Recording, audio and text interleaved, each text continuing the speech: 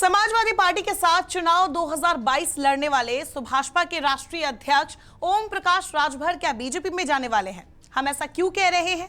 क्योंकि बीते दिनों यानी होली के दिन अचानक सियासी गलियारों में ये खबर फैल गई कि राजभर ने अमित शाह से मुलाकात की। इस मुलाकात के बाद तरह तरह के सियासी अटकलें भी लगने लगे। हालांकि बाद में जो मामला गरमाया तो खुद राजभर ने मीडिया के सामने आकर सफाई पेश की। राजभर ने सफाई में क्या कुछ कहा ये भी जानते हैं, साथ ही ये भी जानने की कोशिश करेंगे कि आखिर चुनाव जीतने के बाद भी बीजेपी को राजभर की क्या जरूरत है। न्यूज 24 से बात करते हुए राजभर ने बीजेपी के साथ जाने के अटकलों को खारिज कर दिया है। उन्होंने दावा किया कि अमित शाह से उनकी कोई मुलाकात नहीं हुई है। यही नहीं, उन्होंने कहा कि उनकी मुलाकात की तस्वीरें पुरानी हो सकती है। ओम प्रकाश राजभर ने कहा कि न चर्चा है न मुलाकात है, सोशल मीडिया पर एक अफवाह फैली है। ये निराधार है। ये सोशल मीडिया पे किसी सज्जन की देन है जो इस तरह के खबर फैला रहे हैं। हमारी मुलाकात अमित शाह जी से होती थी जब हम उनके साथ थे। 2016 से 2019 तक हमारी उनकी कई बार, हमको अंदाजे कि कई दर्जन बार हमारी उनकी मुलाकात हुई, बैठ करके बातचीत हुई। तो वही सब फोटो अपना लगा करके दिखा रहे हैं कि ओम प्रकाश राजभर मिले। मीडिया रिपोर्ट्स में दावा किया जा रहा था कि समाजवादी पार्टी गठबंधन के साथ मिलकर चुनाव लड़े ओपी राजभर ने बीजेपी के पूर्व अध्यक्ष और गृह मंत्री अमित शाह से मुलाकात की है। अटकलें लगाई जाने लगी कि ओपी राजभर एक बार फिर भाजपा के साथ जाकर योगी सरकार में मंत्री बन सकते हैं। 2017 में उन्होंने भाजपा गठबंधन के साथ चुनाव लड़ा था और योगी सरकार में मंत्री भी बने थे, लेकिन बाद में वो बागी हो गए और हाल ही में संपन्न हुए विधानसभा चुनाव में अखिलेश यादव के अहम गठबंधन साथी रहे। हालांकि चुनाव में सपा की हार के बाद से ही अटकलें लगने लगी थी कि राजभर एक बार फिर रास्ता बदल सकते हैं। शनिवार को अचानक खबरें आने लगी कि ओम प्रकाश राजभर ने शुक्रवार को दिल्ली में गृह मंत्री अमित शाह, यूपी के प्रभारी धर्मेंद्र प्रधान के साथ मुलाकात की है। यहाँ तक दावा किया गया कि इस बैठक में सुनील बंसल भी मौजूद थे।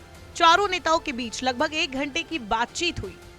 इस बीच सुभाषपा के राष्ट्रीय प्रवक्ता पीयूष मिश्रा ने भी अपने ट्विटर हैंडल से इस खबर को झूठ बताया और लिखा, सुहेल देव भारतीय समाज पार्टी का भारतीय जनता पार्टी के साथ जाने की खबर निराधार है। पार्टी समाजवादी पार्टी के साथ थी, है और रहेगी। सूत्र बताते हैं कि अमित शाह के सामने राजभर ने अपनी मांग के साथ अपना पक्ष रखा। अब आगे का फैसला शाह और भाजपा के शीर्ष नेतृत्व को करना है। माना यह भी जा रहा है कि दोनों को एक दूसरे की जरूरत है, क्योंकि पूर्वांचल इलाके में लोकसभा की करीब 26 सीटें ऐसी है जहां राजभर समाज का प्रभाव है। वही 14 लोकसभा सीटें ऐसी है जहां पर राजभर समाज का वोट नतीजों पर निर्णायक रहता है। ऐसे में ये भाजपा के लिए 2024 लोकसभा चुनाव के लिए अहम है।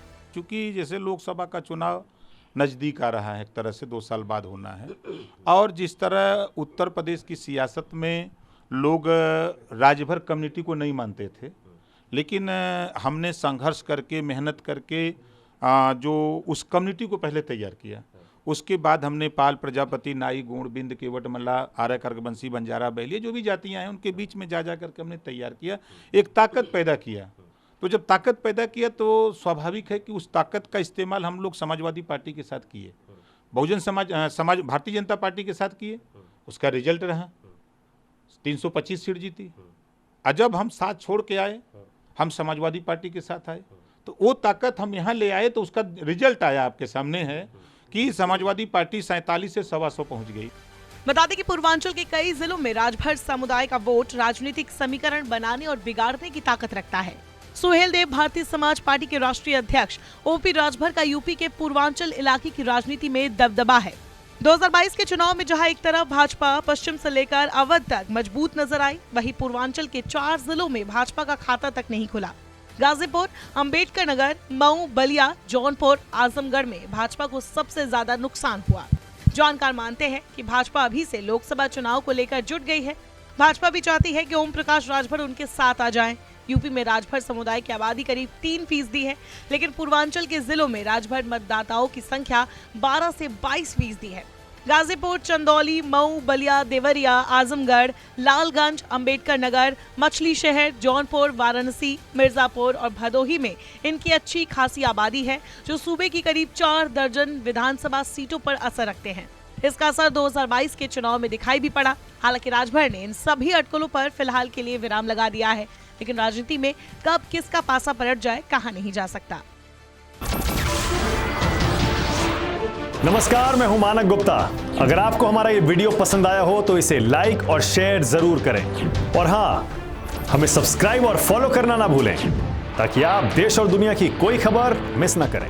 तो जुड़े रहिए हमारे साथ और देखते रहिए न्यूज़ 24।